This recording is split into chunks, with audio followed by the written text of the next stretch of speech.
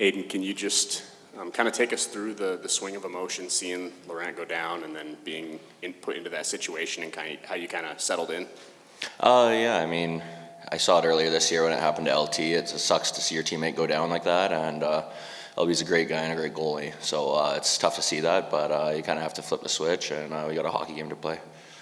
It seemed like early on you had a lot of puck freezes. I'm wondering if that was kind of intentional, trying to slow things down and kind of calm yourself into it, or is it just kind of the shots you got? Yeah, I mean, it was kind of, I think, just the shots I got. It wasn't trying to do anything different or anything. A couple of shots hit me in the chest, and I was able to hold on to them, but it feels good to get those nice shots early. For Jonathan, last game, Bruce kept saying you guys did not have the puck enough. Today it felt like you did have it a lot more. What went so right to have it so much more today? We didn't sit back.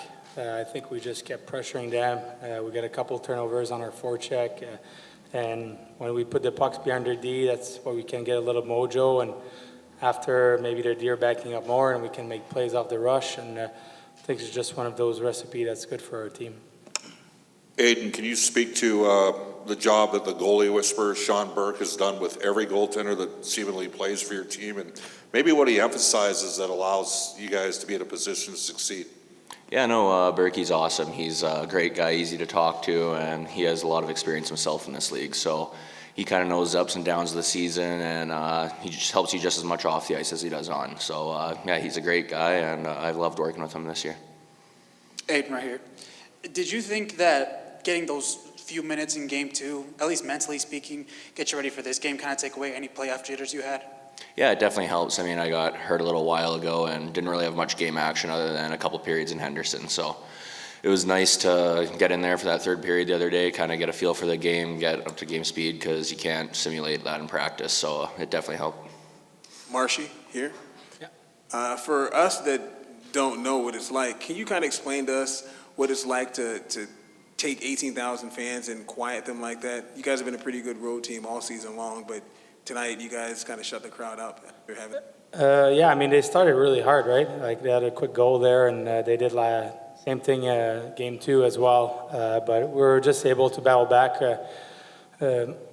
All year our group, I think, has been a next man in mentality. Even if we score a goal or get scored on, like, our next shift is super important. And I think tonight we were just a really good team. We followed up shift after shift, and it's one of those teams that you have one goal lead or 2 goal lead. It's like you've seen in the first round what they did with LA. They were 3-0 down in the first period, and they came all the way back to win it. So they're never down, and we got to keep pushing forward. And I think one of the good things that we have in our group is we have a lot of veterans that we've been in a situation like that, and we know what kind of team they are, and just keep it rolling with 4 lines. And yeah, it's been a successful year for us so far.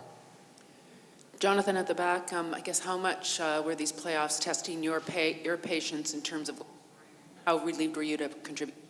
Yeah, it was nice. It was nice to just help the team win a game. But I mean, it's one of those things that I was like, not, like when the goals don't come and when you get chances, it's just a matter of time that they're going to come. And even if I wasn't producing, like with the depth of our team, it was always somebody else on a different night. So I think it's just comes back to next man in. Like, one night it's going to be one guy, one night it's going to be another guy. It's all it's how you build, I think, a winning team, and that's the mentality we have this year, and it's been going well so far. Adin, you mentioned the difficulty of simulating game action. You hadn't played in 2 months, but you looked pretty sharp right off the bat. I'm curious, like, what was your biggest focus during practice and during morning skates to be ready for if you needed to step in this moment? Yeah, I mean, this guy's pretty hard on me in practice, so I get good work with him. But, I mean, it's just trying to be patient and stay on my feet as long as I can is the biggest thing I think I'd focus on, just tracking the puck and being patient. And I feel like when I do that, I'm at the top of my game. So I felt like kind of before I got hurt there, I was doing a really good job of that. And I feel like I've kind of picked up where I left off. But, I mean, our guys tonight played an unbelievable game, as I'm sure all you guys saw, like keeping guys to the outside. We boxed out guys in front, made my night really easy. Jonathan, we We saw a pretty nice setup from Jack on your goal. What is it about his game that meshes with yours so well? Because we've seen you guys cook pretty well in the past. Yeah, I mean, we've started playing together, I think, around end of January, I think. And obviously, when you're lucky enough to play with a guy that gifted, like skating with the puck and opening up so much of the ice, that just makes a guy like me a little life easier to find open areas and just to get in those areas, because you know he's going to bring the puck there. And he's been definitely a game changer since he came with us, and he's having a really good year again, and it's fun to see that he gets rewarded in those situations that especially at his first playoffs. So really happy for him, and like I said, just lucky to be able to play with a guy like that.